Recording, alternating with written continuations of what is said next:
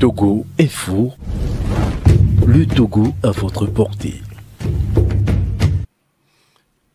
Je dirais que nous avons au Togo des fonctionnaires que moi je qualifie de courageux et qui ont en tête de faire leur travail avec sérieux, professionnalisme et qui disent les choses telles qu'elles sont. Et quand on sait dans notre pays comment les choses fonctionnent, eh bien, ceux qui ont produit ce rapport, ils ont été courageux. Et je tiens à le souligner et à les encourager à poursuivre dans ce sens-là. J'ai eu déjà à dire des propos similaires quand l'inspection générale des finances aussi avait fait un rapport qui n'a jamais été publié finalement, et avait fait un rapport sur le scandale du Petrolgate qui portait sur 500 milliards. Et en ce moment, j'avais dit, ah tiens, il y a quelque chose qui se passe dans le pays, il y a des gens qui ne veulent plus se taire dans les administrations, ils ne veulent plus se taire sur ce qu'ils voient et ils veulent faire leur travail sans peur et avec sérieux. Donc, c'est la même situation que j'observe avec ce rapport. Et à la lecture jusqu'au bout, ce qui m'a frappé, c'est pratiquement la dernière phrase où on dit que les dépenses ont été faites en respectant les règles, les procédures, les normes, etc.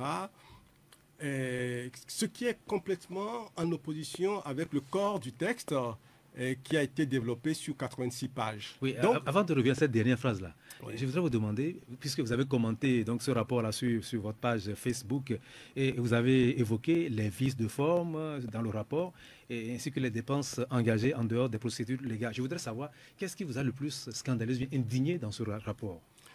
Non, en fait, je n'ai pas eu plus d'indignation que d'habitude, parce qu'on a quand même au Togo l'habitude de la corruption. Très endémique d'ailleurs.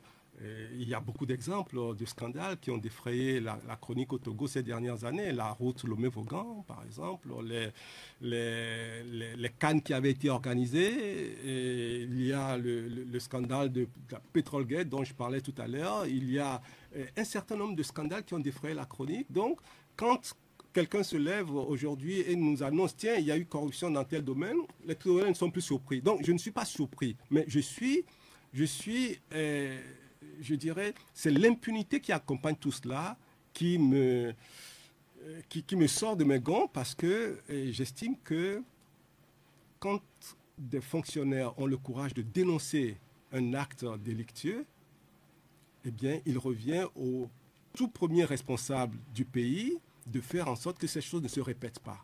Mais quand on voit que les gens qui sont incriminés ne sont pas inquiétés, ne sont pas engagés dans un processus de reddition de comptes, on ne leur demande pas de justifier ou d'expliquer la gestion qu'ils ont mise en pratique dans la responsabilité qu'on leur a attribuée, eh bien, c'est une espèce de tolérance de la corruption, pour ne pas dire encouragement.